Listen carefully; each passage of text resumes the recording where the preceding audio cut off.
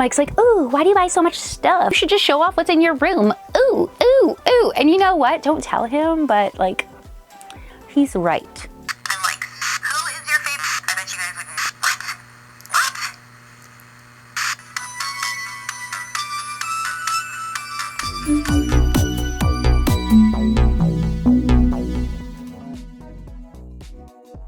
Hey guys, I'm back, and today I am super excited to share with you one of the strangest but most interesting, I gotta say, doll lines that ever came out. Specifically, really? My husband's calling. Excuse me, sir, I'm working. Yes, hi. Try this again. So today I'm really excited to show you a strange but very interesting line of dolls from the late 70s, brought to us by the magical, wonderful Mattel. Now, during this time, the 70s, there was a lot of funny stuff going on. We had weird dances, weird clothing, weird people like me. Except I wasn't born in the 70s. But most importantly, I just spit on myself. It was just all kinds of weirdness, and I'm just kidding. All that stuff is fabulous. But most importantly, Mattel gave us an anthropomorphic line of dolls, which means we had a human made of plastic and animal mashup to create the Gorgeous Creatures. Oh, the most glamorous, gaga, gorgeously outrageous little beastly beauties ever. Your kids will call them crazy fashion dolls. Those gorgeous creatures, fashion features, lots of things more. Your kids to do. Gorgeous creatures dolls, new from Mattel. We have animal dolls! Think Zootopia, but like with people bottoms. No, don't think of any of that. That's all weird. Point is, they came out with these fashion dolls, which were much shorter at 7.5 inches than your standard Barbie, and offered us a little bit of fantasy or whimsy, if you will. Perfect for the 70s, don't you think? Now, there is some good news to this story as well as bad news. The bad news is we only had one wave, so what you see here Cowbell, Miss Giddee Yup, and Miss Heavenly Hippo. is literally the entire line. However, that being said, it means, because believe it or not, these are actually quite affordable to attain if you're trying to collect them now on the secondhand market. Since there are only 4, that means it's actually quite doable in a relatively short amount of time to complete a set. And because these dolls are so interesting, I've decided to give each one their very own moment in the spotlight. So having said all of that, today I present to you Ms. Giddee Yup, a horse, of course. Standing at 7.5 inches, these beautiful ladies are more human than they are creature, with their full-figured bodies and animal heads. Each of our fine ladies have movable arms and legs, and does come dressed to impress with fine gowns and accessories. Now, before I get further in this review, I just want to say, unfortunately, I don't have any original packaging for a single one of the dolls that I'm going to be showing you of my own collection, meaning I'm going to be using images or videos taken off of the internet, but rest assured that anything I use will have all credits and creators' names, images, and whatnot on screen, as well as in the description box below, so that you could check them out for yourself, which I definitely suggest since I am going to be pulling from eBay, meaning if I used the link, chances are that is currently available for purchase. I don't know. But as in anything that I review, please know that there's always a good deal out there. Be patient, wait for a good price, and only buy what is in your budget, or save for it, because these dolls here, although strange and possibly nightmare-inducing for some people, are definitely a one-of-a-kind item, which, to be completely honest, I hope Mattel decides to revisit, especially since we're on such a big nostalgia kick lately. Everything old is new again, and for that, I am grateful. So, taking a look at this image here, we have a beautiful example of pretty pristine packaging for Ms. Giddee Yup, which is, for the most part, blue. The front of the box reads, Gorgeous Creatures. Ms. Giddee Yup is a real clothes horse. Almost looks like this is written on an awning outside of a shop. Then we've got a cartoon image of our beautiful horse here staring at herself in a mirror, and below that we have a caption that reads, Pretend she's in a dress shop. On the right side of the box, we have a large window which shows our horse, Miss Giddee Yup, and she's actually leaving the dress shop, so that was in fact an awning above her head and to the left of her, because she has in fact opened the door and is descending the stairs, which has print on them reading Animal Darlings Posable, Dressable with Hair to Style. And these were marketed by Mattel for ages 3 and up. Now for the back of the box, each of the dolls has the exact same packaging. We've got a turquoise or dark green awning which reads Gorgeous Creatures. Glamorous animal dolls, collect them all. And below that we've got artwork of all 4 ladies, each of which are sold separately. From left to right, they include Ms. Heavenly Hippo, who's got a pink awning above her head with green scallops. Our Lady of Today, Ms. Giddee Yup, Cowbell, and Princess Pig with an orange awning above her head. And this section here actually houses our doll. On the right side, we have a deep blue, almost purpley awning with pink and purple scallops, and underneath it reads, Pretty Parlor Hairdos, Shapely Poses, Arms and legs are movable, fashion looks to create, mix and match doll's clothes. Each includes a gown, hat, shoes, stole, hanky, opera gloves, and boyfriend's picture with a frame. And of course, as we know, these are 7.5-inch or 19 centimeters tall, made by Mattel. That is it for the packaging. So let's just pretend that I opened mine. I wish. Here's me to pretend. Wow! Look, it's Ms. Giddee Yup. This is my Ms. Giddee Yup, definitely needing a spruce up, which we will do to the best of my abilities. Her hair is very blonde and terrible currently, since it is in need of restoration. We do have a bit of a forelock of curls here too. She has horse ears with a bit of pink blushing on them, large green eyes with huge eyelashes in a light purple. They're sort of sticking off her head as if it's a flower cut in half and we've just got the petals left, with dark purple mascara. So I'm thinking this is meant to be her eyeshadow, giving us a nice 3D effect, which also includes her large cheeks. They do stick off of her face with red or dark pink blushing. She's got little nose holes on her snout or muzzle, along with some pink lipstick. The back of her head is stamped with a copyright symbol and reads Mattel Incorporated 1979, and this one was made in the Philippines. Moving down,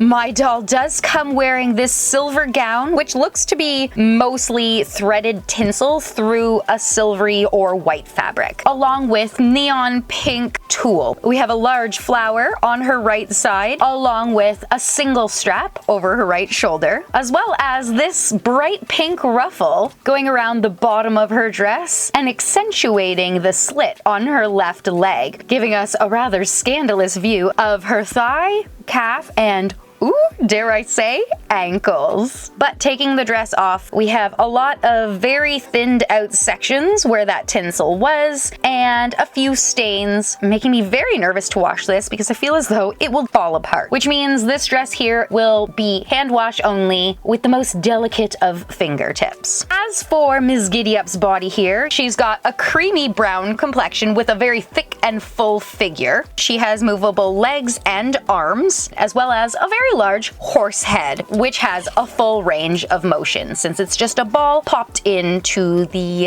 horse's skull. Nightmare inducing.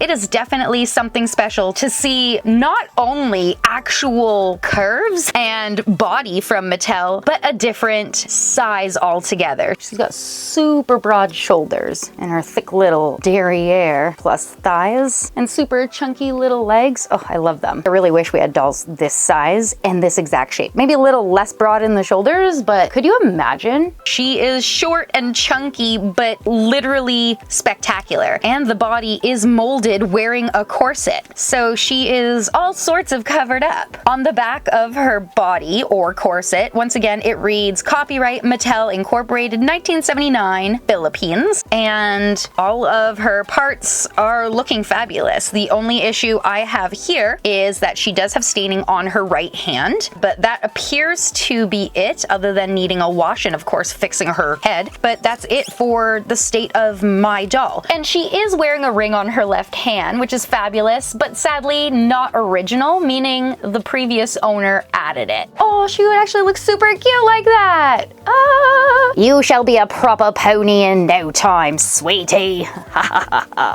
Nay to all the naysayers. Let's see if we can bring some grandeur back to the this lovely lady. But I am gonna set aside her ring as well as my own. Let's just remove the head too.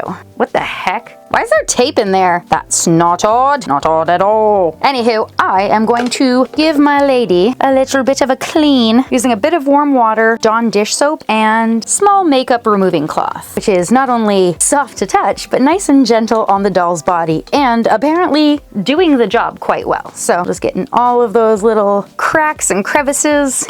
Oh my gosh, she actually didn't even look all that dirty, but this water is filthy. Just goes to show what a nice bath will do for you. And I'll also carefully wash her dress. Nothing too rigorous. I'm just gonna be super duper gentle, letting the soap get in there, working it very, very minimally with my hands and squeezing it all out. And off camera, I'm gonna rinse off all the soap. As for her head, I'm just gonna use a little bit of shampoo and conditioner before gently brushing out her curls and hopefully removing all the knots, but not so much hair. She's beautiful. Ugh, that water is filthy. Can you see it? So I've swapped it out, and while I was up at the sink, I rinsed all the shampoo away so that we could start fresh with the conditioner, which I'll gently massage in. And at this point, I've completely washed the conditioner out of her hair after very gently combing through it to break up any knots or tangles, hoping to all vintage doll gods not to lose any hair. And believe it or not, I've managed the impossible. So now I'm making sure to squeeze out her head because there's also a bit of a second section in there that is trapping water. So yeah, as I leave her off to the side to dry completely, we can take a look at what she should have come with. So taking a look at this perfect example of Ms. Giddee Yup complete from Earth of Adjay on YouTube. Obviously, her complexion and all that, body, shape, size, what have you, is going to be the exact same. Her golden locks, although a bit messy, are definitely a lot prettier and curled, and adorned with a little removable hat, or fascinator more likely, which is just a little decorative accoutrement, if you will. It appears to be a little bit of silver ribbon, which may or may not wrap around her neck to hold it in place, with a bit of light pink tulle topped off with a white feather.